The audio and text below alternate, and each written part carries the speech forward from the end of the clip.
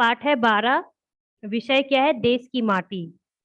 देश की माटी, देश का जल, हवा देश का, हवा देश की, देश के फल, सरस बने प्रभु, सरस बने, देश के घर और देश के घाट, देश के वन और देश के बाट, सरल बने प्रभु, सरल बने, देश के तन और देश के मन, देश के अपने भाई बहन, विमल बने प्रभु, विमल बने। तो कवि कौन है? ये कविता किसके द्वारा लिखित है? रविंद्रनाथ टैगोर। ठीक है। देश की माटी मतलब हमारा भारतवर्ष की मिट्टी, उनके बारे में कविता है। अब हम शब्दार्थ पढ़ेंगे। देश, भारतवर्ष, माटी, मिट्टी, जल, पानी, सरस, रस भरे, आनंददायक, प्रभु, ईश्वर, परमात्मा, घाट, जलाशय का तट मतलब तालाब या नदी, बाट, रास्ता, सरल, आसान, सीधे, तन, शरीर, विमल, शुद्ध, निर्दोष, मनुष्य, पशु, पंछी आदि।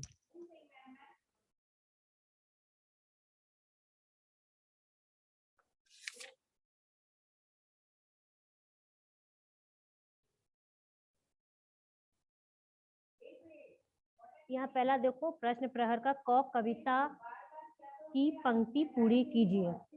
पहला क्या है? देश की माटी, देश का जल। तो यहाँ हम क्या करेंगे? क्या भरेंगे खाली स्थान में? हवा देश की, वेट, जस्ट वेट,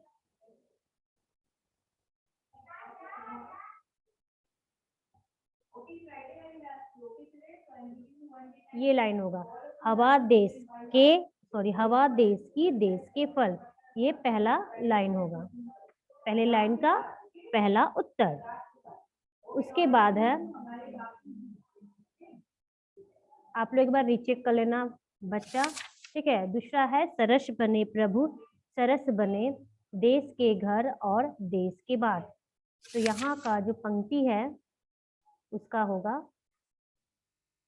एक बार आप लोग रीचेक कर लेना। ठीक है। मैंने ये बहुत बार करवाया है, फिर भी आप एक बार चेक कर। तो यहाँ पर ये लाइन होगा, देश के वन और देश के बाट, ये दो लाइन पूरा होगा। देश के वन और देश के बाट, सरल बने प्रभु, सरल बने, ये पंक्ति होगा। ठीक है। उसके बाद थर्ड, तीसरा, देश के तन और देश के मन, डैश डैश डैश, विमल बने प्रभु, विमल बने। यह इस प्रश्न का लास्ट प्रश्न पंक्ति है, लाइनिंग है। इसका उत्तर होगा देश के अपने भाई बहन। ठीक है, ये होगा। Okay, done. Next question.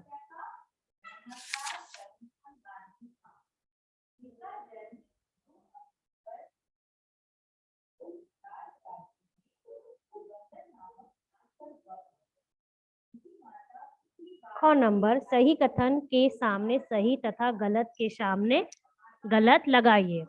एक, देश की हवा और मिट्टी प्राणियों के जीवन के लिए अनिवार्य वस्तु है, तो क्या होगा? सही। ओके, वेट, सही। दो, सरल और सरस बनने से भाव है कि उन्हें दूषित ना किया जाए, सही बात है। सरल और सरस बनने का भाव ये होता है कि हमें उसे दूषित नहीं करना चाहिए, मतलब गंदा नहीं करना चाहिए। हम रास्ता मतलब सरस, सरल और सरल मिस होता है आसान और सीधे। कोई रास्ता हम किसी हक में पहुंचते हैं तो सीधे, आसान और सीधे तरीके से, और उसके बाद है सरस, रस भरे, तो ये सही। कविता में संदेश है कि हमारे देश धन्य धान्य से भरपूर है, तो ये सही है।